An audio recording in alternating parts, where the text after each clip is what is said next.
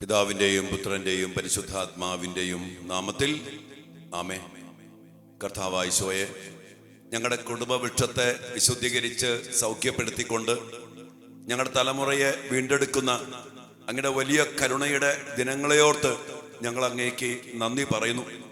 ഈ രണ്ടാം ദിവസത്തിൽ പ്രിയപ്പെട്ട മക്കളെ കർത്താവെ അങ്ങേ തിരുസന്നിധിയിലേക്ക് സമർപ്പിച്ചുകൊണ്ട് അങ്ങയുടെ നാമത്തിൽ അങ്ങനെ പരമേൽപ്പിച്ചിരിക്കുന്ന പൗരോഹിത്യത്തിന്റെ അധികാരത്തിലും ഈ മക്കളുടെ ആത്മാക്കളുടെ അപ്പൻ എന്നുള്ള ഫാദറിന്റെ അധികാരത്തിലും ഈ മക്കൾക്ക് വേണ്ടി ഞാൻ പ്രാർത്ഥിക്കുന്നു. ഇവരുടെ കുടുംബങ്ങളെ, ഇവരുടെ മക്കളെ അങ്ങയുടെ ബലിയുടെ യോഗ്യതയാൽ, അങ്ങയുടെ ദിവ്യ കാരുണ്യത്തിന്റെ ശക്തിയാൽ, അങ്ങയുടെ നാമത്തിന്റെ ശക്തിയാൽ അനുഗ്രഹിക്കണമേ എന്ന് പ്രാർത്ഥിക്കുന്നു. കർത്താവ് മക്കൾക്ക് വേണ്ട എല്ലാ സൗഖ്യവും എല്ലാ വിടുതലും നൽകി അനുഗ്രഹിക്കണമേ. കുടുംബവൃക്ഷത്തെ സൗഖ്യപ്പെടുത്തണമേ. അങ്ങയുടെ മഹാകരുണയിലേക്ക്, മഹത്വത്തിന്റെ സമ്പന്നതയിലേക്ക് അങ്ങയുടെ മക്കളെ, ഇവരുടെ കുടുംബങ്ങളെ, ഇവരുടെ ഓരോ മേഖലകളെയും ആനയിക്കണമേ എന്ന് പ്രാർത്ഥിച്ചുകൊണ്ട് അതിനെല്ലാം വേണ്ടി നമ്മുടെ കർത്താവ് ഈശോ മിശിഹായുടെ കൃപയും പിതാവായ ദൈവത്തിന്റെ സ്നേഹവും പരിശുദ്ധാത്മാവിന്റെ സഹവാസവും നമ്മെല്ലാവരോടും, നിങ്ങളുടെ മക്കളോടും, നിങ്ങളുടെ കുടുംബത്തോടും, നിങ്ങളുടെ ജീവിതത്തോടും കൂടെ ഉണ്ടായിരിക്കട്ടെ മക്കളെ, ഇപ്പോഴും എപ്പോഴും എന്നേക്കും ആമേൻ. ഹൃദയം നിറഞ്ഞ്, മനസ്സ് നിറഞ്ഞ്, ആത്മാർത്ഥമായിട്ട്, ഹൃദയ പരമാർത്ഥതയോടെ എൻ്റെ പ്രിയപ്പെട്ട മക്കളെ നിങ്ങൾക്ക് വേണ്ടി, ഈ ശുശ്രൂഷയ്ക്ക് വേണ്ടി പ്രാർത്ഥിക്കുന്നു. നമുക്കൊരുമിച്ച് പ്രാർത്ഥിക്കാം. പ്രിയപ്പെട്ട മക്കളെ, നമ്മുടെ കർത്താവ് നമുക്ക് നൽകുന്ന രക്ഷയും സൗഖ്യവും വിടുതലും എല്ലാത്തിനും മതിയായതാണ്. 1 പത്രോസ് 1:18 കർത്താവിന്റെ വചനം നമ്മെ ഓർമ്മപ്പെടുത്തുകയാണ്. പിതാക്കന്മാരുടെ വ്യർത്ഥമായ ജീവിത രീതിയിൽ നിന്ന് നിങ്ങൾ വീണ്ടെടുക്കപ്പെട്ടത് നശ്വരമായ സ്വർണമോ വെള്ളിയോ കൊണ്ടല്ല, പിന്നെയോ കളങ്കമോ കറയോ ഇല്ലാത്ത കുഞ്ഞാടിൻ്റെത് പോലെയുള്ള യേശു ക്രിസ്തുവിന്റെ അമൂല്യമായ രക്തം കൊണ്ടത്രേ. നമ്മെ വീണ്ടെടുത്ത് എല്ലാ വ്യർത്ഥതയിൽ നിന്നും, അതിലൂടെ കടന്നു വന്ന എല്ലാ ശാപത്തിൽ നിന്നും കർത്താവ് നമ്മെ വീണ്ടെടുത്തു. ഞാൻ കുടുംബവൃക്ഷത്തിന്റെ പല മേഖലകളിലേക്കും കടന്നു പോകുന്നതിന് മുമ്പ് വിശുദ്ധ കുർബാനയിലൂടെ കർത്താവ് ചെയ്യുന്ന പരിഹാര പ്രവൃത്തികളും രക്ഷാകര പ്രവൃത്തികളും ഇന്ന് ഒന്ന് മനസ്സിലാക്കുക. അല്ലെങ്കിൽ ചില ശിക്ഷകളെ കുറിച്ചും ശാപങ്ങളെ കുറിച്ചും ഒക്കെ കേൾക്കുമ്പോൾ നമുക്ക് നിരാശ വരും. ഇവിടെ മക്കളെ, ഒരു കാരണവശാലും നമ്മുടെ കുടുംബത്തിന്റെ ജീവിതത്തിന്റെ അവസ്ഥകളെ ഓർത്ത്, ശാപങ്ങളെ ഓർത്ത്, കെട്ടുകളെ ഓർത്ത്, ചില പൈശാചിക ആധിപത്യങ്ങളെ ഓർത്ത് നിങ്ങൾ ഒട്ടും തന്നെ സങ്കടപ്പെടേണ്ട കാര്യമില്ല. അതുകൊണ്ട് എല്ലാത്തിനും പരിഹാരമുണ്ട് കേട്ടോ. ചിലപ്പോ ചില സ്ഥലത്ത് വരുമ്പോൾ ഇന്നലെ ഒരു സഹോദരി വിളിച്ച് പറയാ, അപ്പൻ എന്തോ ജാതകം നോക്കി കൂടോത്രം ചെയ്തു, കൗൺസിലേഴ്സ് പറഞ്ഞു, അതുകൊണ്ട് ആ കുടുംബത്തില് ഭയങ്കര പ്രശ്നമാണ്, അപ്പനെ അമ്മേനെ കൂടെ നിർത്താൻ പാടില്ല, മാറി താമസിക്കണം എന്ന് പറഞ്ഞുകൊണ്ട് വളരെ സങ്കടത്തോടു കൂടി പറയാം. എൻ്റെ മക്കളെ, അതിൻ്റെ ഒന്നും ഒരാവശ്യമില്ല. അറിഞ്ഞോ അറിയാതെയോ നമ്മുടെ കുടുംബത്തില്, പാരമ്പര്യത്തില് എന്തെങ്കിലും കടന്നു വന്നിട്ടുണ്ടെങ്കിൽ അതിനുള്ള പരിഹാരം ഈശോ ചെയ്തിട്ടുണ്ട്. അതുകൊണ്ട് എന്തെങ്കിലും സംഭവിച്ചു എന്ന് വിചാരിച്ച് നിങ്ങൾ ആരും നിരാശപ്പെട്ട് അപ്പനെ ഉപേക്ഷിക്കാനോ അമ്മേനെ ഉപേക്ഷിക്കാനോ വീട് വിട്ടു പോകാനോ ഒന്നും പോയേക്കരുത്. എല്ലാത്തിനും കർത്താവ് പരിഹാരം ചെയ്തിട്ടുണ്ട്. അതാണ് കുഞ്ഞാടിന്റെ രക്തത്താൽ വീണ്ടെടുക്കപ്പെട്ടത്. നമുക്കറിയാം പ്രിയപ്പെട്ട മക്കൾ, ഈശോ കുരിശിൽ നമുക്ക് വേണ്ടി എന്താ ചെയ്തേ? അച്ഛൻ എപ്പോഴും പറയാറുണ്ട് 5 കാര്യങ്ങൾ. അത് വീണ്ടും അച്ഛൻ ഓർമ്മപ്പെടുത്തിയ 5 കാര്യങ്ങൾ. ഒന്ന്, പാപം. ഈശോ നമ്മുടെ പാപങ്ങളെല്ലാം ഏറ്റെടുത്തു. ഈശോ ഭൂമിയിലേക്ക് വന്നത് എന്തിനാണ്? യോഹന്നാൻ 1:29 ഇതാ ലോകത്തിന്റെ പാപങ്ങൾ നീക്കുന്ന ദൈവത്തിന്റെ കുഞ്ഞാട്. ഇത് നമ്മൾ ശരിക്കും അറിയണം.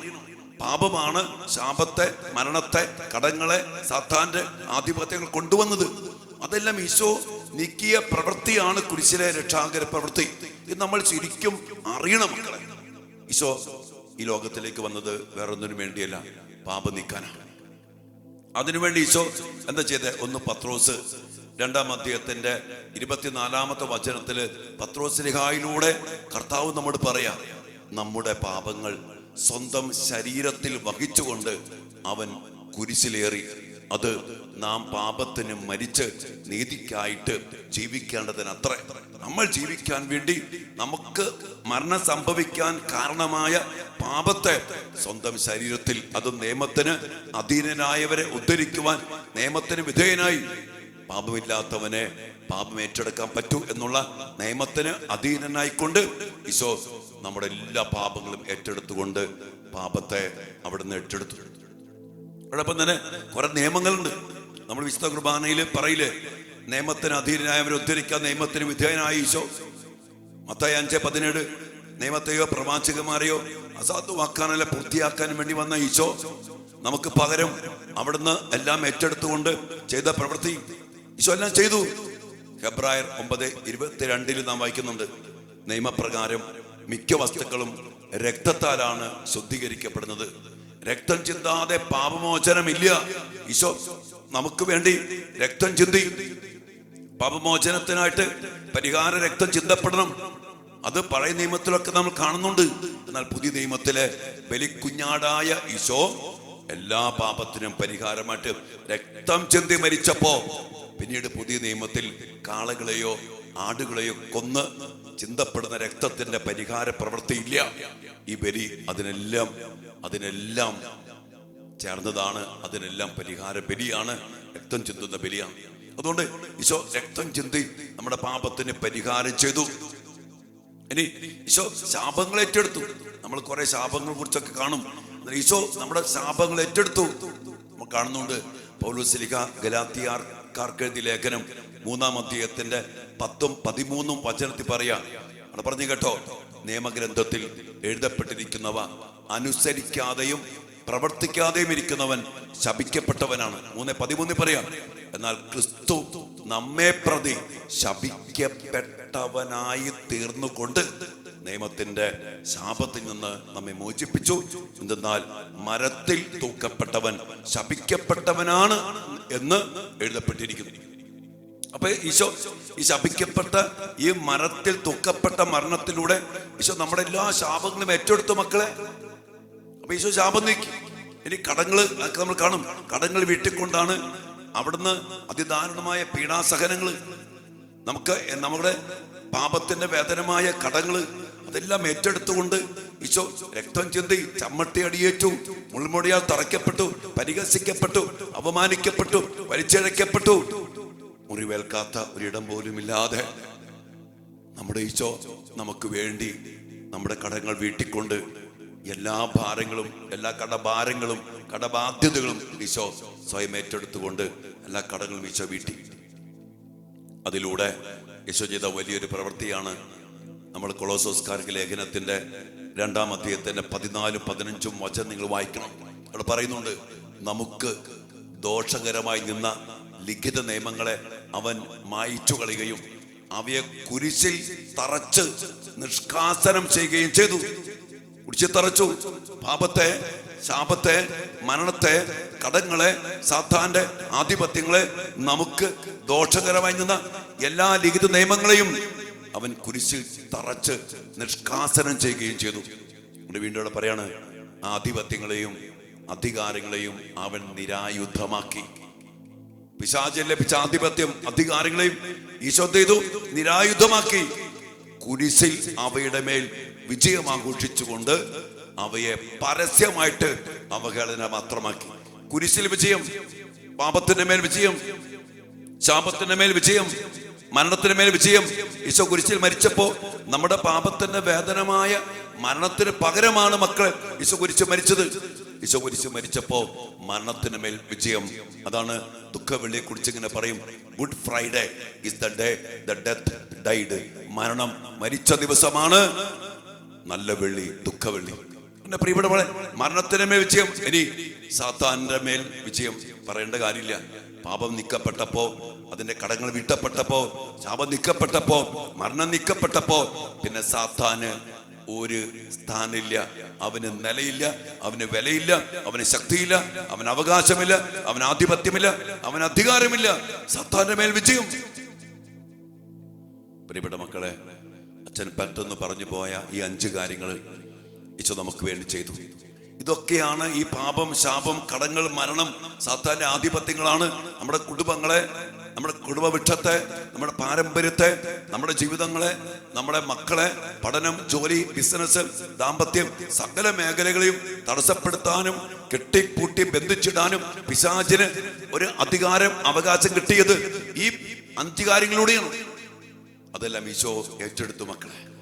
അതുകൊണ്ട് നമ്മൾ അതിലേക്ക് ഇനി കൂടുതൽ വരും. ഇനി നാളെ മുതൽ ഓരോ മേഖലകളെയും എടുത്ത് ഓരോ മേഖലകളെയും നമ്മൾ പരിശോധിച്ച്, ഇനി നമുക്കറിയില്ലെങ്കിൽ കൂടിയും നമുക്കറിയാം നമ്മുടെ തലമുറ പാരമ്പര്യം ഇതെല്ലാം സമർപ്പിച്ചുകൊണ്ട് നമ്മുടെ കുടുംബത്തിലുള്ള പാരമ്പര്യത്തിലുള്ള പിന്നെ നമുക്ക് സ്വഭാവത്തിൽ നിന്ന് അറിയാൻ പറ്റും. നമ്മുടെ കുടുംബത്തിൽ നിരന്തരമായി വേട്ടയാടപ്പെടുന്ന ചില പാപകരമായ, പൈശാചികരമായ, ശാപകരമായ, മരണകരമായ സാധാന്യ ശക്തി എന്ന് നമുക്കറിയാം. സ്വഭാവത്തിൽ കലഹം, മദ്യപാനം, ജഡികാസക്തി, അനുസരണക്കേട്, സമാധാനമില്ല, ഗർഭചിത്രം, അല്ലെങ്കിൽ ആത്മഹത്യ, അല്ലെങ്കിൽ കൊലപാതകം, അല്ലെങ്കിൽ തന്നിഷ്ടം പോലെ ജീവിതം, ഒരു സ്വസ്ഥതയില്ല, എന്തെങ്കിലും ഗതി പിടിക്കും, അങ്ങനെ കുറെ കാര്യങ്ങൾ. അതിൻ്റെയൊക്കെ പിന്നിൽ അച്ഛൻ എപ്പോഴും പറയും, എന്തുകൊണ്ട് എന്തുകൊണ്ട് എന്തുകൊണ്ട്. എല്ലാത്തിൻ്റെ പിന്നിൽ ഒരു കാരണമുണ്ട്. എല്ലാ കാരണങ്ങളും നീക്കുന്ന, ഇന്നലെ അച്ഛൻ പറഞ്ഞു, എല്ലാ കാരണങ്ങളും നീക്കുന്ന, എല്ലാത്തിനും മതിയായ, എല്ലാത്തിനും ശക്തിയുള്ള കർത്താവിന്റെ ബലി, ഈ ബലിയിൽ നമുക്ക് അവസാനിപ്പിക്കണം. അതുകൊണ്ട് മക്കളെ, നിങ്ങളുടെ കുടുംബത്തെയൊക്കെ ഒന്ന് പരിശോധിച്ചുകൊണ്ട്, വ്യക്തി ജീവിതങ്ങളെ പരിശോധിച്ചുകൊണ്ട്, നമ്മുടെ കുടുംബത്തെ, മക്കളെയൊക്കെ പരിശോധിച്ചുകൊണ്ട്, കുടുംബാംഗങ്ങളെ മുഴുവൻ പരിശോധിച്ചുകൊണ്ട് നമുക്ക് ഈ ശുശ്രൂഷയിലായിരിക്കാം. ഞാൻ വീണ്ടും പറയാണ്, നിങ്ങളെല്ലാവരും പാപത്തിന്റെ മേഖലകളെ കണ്ടുപിടിച്ച് കുമ്പസാരിക്കണം. വ്യക്തിപരമായി കുമ്പസാരിക്കണം. ഒപ്പം ഏറ്റുപറയാതെ കിടക്കുന്ന ഏതെങ്കിലും പാപത്തിന്റെ അവസ്ഥകൾ കുടുംബത്തിലുണ്ടെന്ന് ഈ ദിവസങ്ങളിൽ നിങ്ങൾക്ക് തോന്നിയാൽ അത് നിങ്ങൾ ഏറ്റുപറഞ്ഞ് കുമ്പസാരിക്കണം. അതിനെ കുറിച്ചൊക്കെ ഇടയ്ക്കിടയ്ക്ക് പറഞ്ഞോളാം. നിങ്ങളത് ചെയ്യണം. പാപത്തെ കുടുംബത്തിൽ നിന്ന്, കുടുംബവൃക്ഷത്തിൽ നിന്ന്, വ്യക്തി ജീവിതത്തിൽ നിന്ന് നമുക്ക് പിഴുതുകളയണം. ഈശോയ്ക്ക് പാപം ഏറ്റെടുക്കണമെങ്കിൽ മക്കളെ, ഈശോ പറയാറില്ലേ, ഈശോ ദാഹിക്കുന്നുണ്ട്. എന്തിനാ ഈശോ ദാഹിക്കുന്നത്? നമ്മുടെ പാപം ഏറ്റെടുക്കാനാ. എന്തുകൊണ്ടാണ് ദാഹിക്കുന്നത്? നമ്മൾ പൂർണ്ണ അറിവോടും സമ്മതത്തോടും സ്വാതന്ത്ര്യത്തോടും തീരുമാനിച്ചുറപ്പിച്ച് ചെയ്തതാണ് പാപം. ആ പാപത്തെ വിട്ടുപേക്ഷിച്ച്, വെറുത്തുപേക്ഷിച്ച്, പൂർണ്ണമായ സമ്മതത്തോടും അറിവോടും സ്വാതന്ത്ര്യത്തോടും കൂടെ നമ്മൾ പൂർണ്ണമായിട്ട് വിട്ടുപേക്ഷിച്ചാലാണ്, ഏറ്റുപറഞ്ഞാലാണ് ഈശോയ്ക്ക് ഏറ്റെടുക്കാൻ പറ്റും. അതുകൊണ്ട് സാധാരണ കുമ്പസാരം വരെ നല്ല കുമ്പസാരത്തിലൂടെ എല്ലാ പാപങ്ങളും പിഴുത് നമുക്ക് കർത്താവിന്റെ കുരിശോട് ചേർത്ത് സമർപ്പിക്കാൻ പറ്റണം, നമ്മുടെ കുടുംബത്തിൽ നിന്നൊക്കെ. അതുകൊണ്ട് മക്കളെ, വലിയ ഗൗരവത്തോടെ ഈ ശുശ്രൂഷ നമുക്ക് പങ്കുചേരാം. നിങ്ങൾ പ്രത്യേകം പ്രാർത്ഥിക്കാം. ഇന്ന് മുതൽ ഇവിടെ ധ്യാനം ആരംഭിക്കുകയാണ്, വാരാന്ത്യ ധ്യാനം. ബുക്ക് ചെയ്തിരിക്കുന്ന എല്ലാ മക്കൾക്കും വേണ്ടി പ്രത്യേകം പ്രാർത്ഥിക്കാം. നിങ്ങളും വൈകാതെ ഒരു വാരാന്ത്യ ധ്യാനത്തിൽ പങ്കെടുക്കാൻ വേണ്ടിയൊക്കെ നിങ്ങൾ ഇപ്പോഴേ ഒരുങ്ങുക. നിങ്ങളുടെ പ്രിയപ്പെട്ടവർക്ക് വേണ്ടി പ്രാർത്ഥിക്കുക. അനേകം മക്കളെ ഇവിടെ വന്ന് കൂടാനും കൂട്ടിക്കാനും നിങ്ങൾ ശ്രദ്ധിക്കുക. ഒപ്പം 2ാം ശനി കൺവെൻഷന് വേണ്ടി ഇപ്പോഴേ ഒരുങ്ങുക. വലിയ പ്രാർത്ഥനയോടെ മക്കളെ, കർത്താവ് നൽകുന്ന രക്ഷ, കർത്താവിന്റെ കുരിശും മരണം വൃഥാവിലായി പോകരുത് മക്കളെ. ഈശോ പറഞ്ഞില്ലേ, മനുഷ്യവർഗം എന്റെ ഈ കരുണയിലേക്ക് തിരിയാത്തിടത്തോളം കാലം ഒരിക്കലും രക്ഷപ്പെടില്ലെന്ന് വിശുദ്ധ ഫൗസ്റ്റീന വഴി നമ്മോട് പറഞ്ഞിട്ടുണ്ട്. കാരണം നമ്മളൊക്കെ പാപികളാണ്. അതിന്റെ കടങ്ങളും ശാപങ്ങളും മരണവും ശിക്ഷയും സാത്താന്റെ കിട്ടിയ ആധിപത്യങ്ങളൊക്കെ നമ്മുടെ ജീവിതത്തിലും കുടുംബത്തിലും ഒക്കെ ഉണ്ട്. ഒറ്റ വഴിയുള്ളൂ, കർത്താവിന്റെ കരുണ, ഈ മഹത്വമണിയിച്ച സമ്പന്നത, ഇതറിഞ്ഞ് നമുക്ക് സ്വീകരിക്കണം കേട്ടോ. നിങ്ങളൊക്കെ ഒരിക്കൽ കൂടി അച്ഛൻ ക്ഷണിക്കുകയാണ്. സാധിക്കുന്ന മക്കള് ഈ ശുശ്രൂഷയുടെ ഗൗരവം മനസ്സിലാക്കി, പ്രാധാന്യം മനസ്സിലാക്കി നിങ്ങൾ അനേകം മക്കളെ പങ്കെടുപ്പിക്കുക, അനേകരോട് പറയുക, അനേകരെ പങ്കുചേർപ്പിക്കുക. അങ്ങനെ കർത്താവ് നൽകുന്ന രക്ഷ അത് കൈവരിക്കാൻ നമുക്ക് എല്ലാവർക്കും ഇടയാകട്ടെ. ഞങ്ങൾക്കെല്ലാം വേണ്ടി പ്രാർത്ഥിക്കുന്നു. ഈശോ അനുഗ്രഹിക്കട്ടെ മക്കളെ. ആരാധനയില് കർത്താവിന്റെ സ്നേഹത്തെയോട് നമുക്ക് നന്ദി പറയാം. ആമേൻ.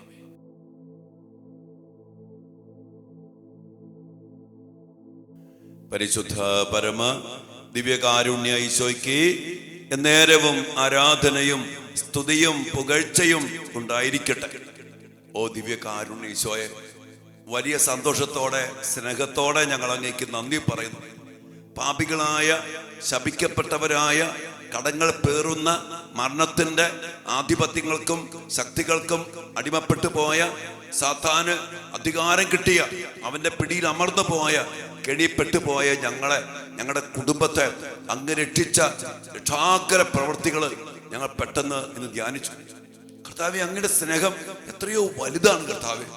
അങ്ങ് ഞങ്ങളെ വീണ്ടെടുക്കാൻ വേണ്ടി അങ്ങയുടെ രക്തം ചിന്തി, അങ്ങ് മുറിവേറ്റു, അങ്ങ് ശപിക്കപ്പെട്ടവനായിട്ട് മാറി, അങ്ങ് ഞങ്ങൾക്ക് വേണ്ടി എല്ലാം ചെയ്തു. ഞങ്ങൾക്ക് വേണ്ടി അങ്ങ് ചെയ്യാത്തൊന്നുമില്ല.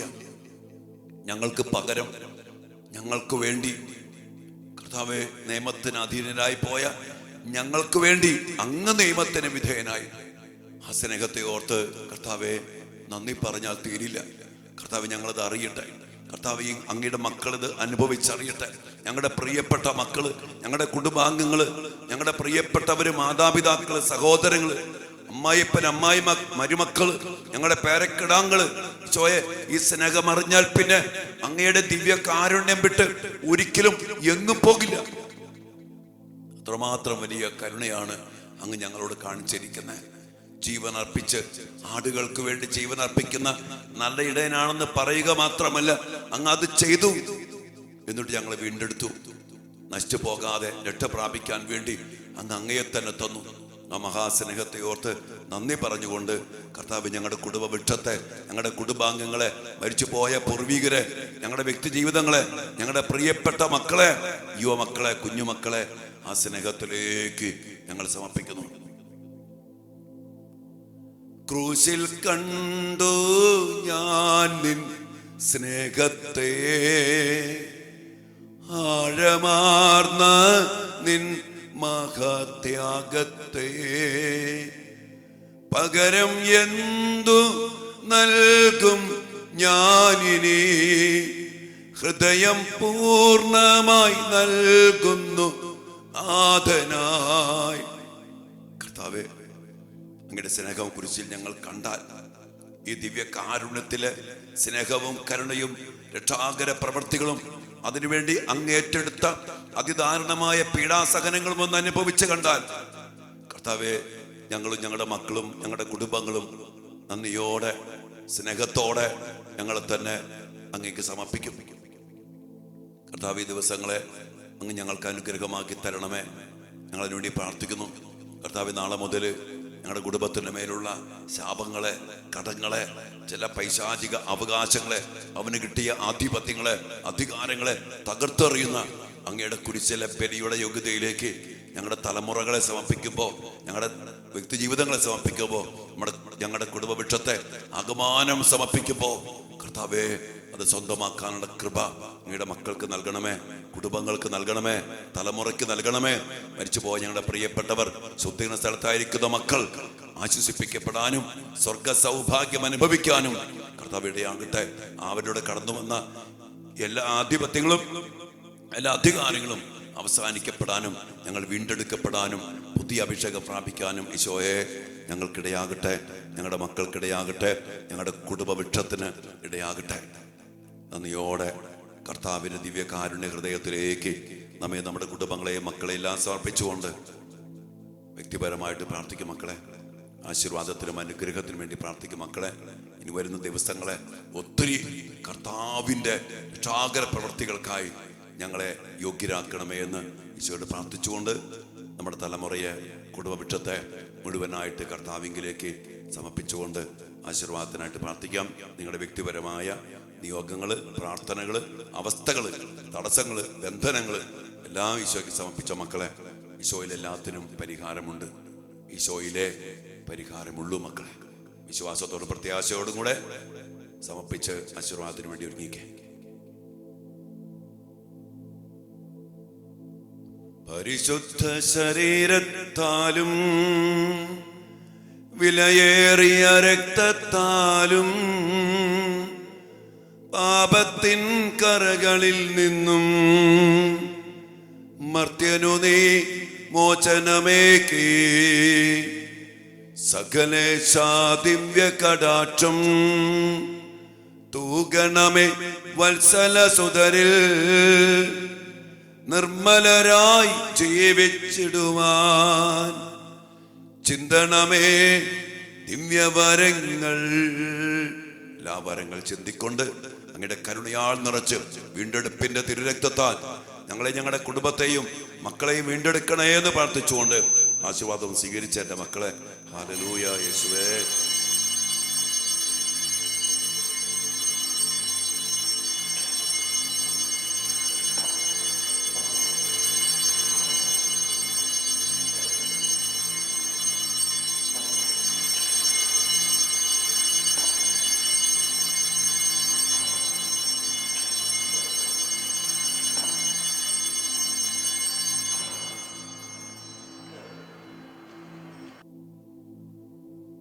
പരിശുദ്ധ പരമ ദിവ്യകാരുണ്യ ഈശോയ്ക്ക് നേരവും ആരാധനയും സ്തുതിയും പുകഴ്ചയും ഉണ്ടായിരിക്കട്ടെ.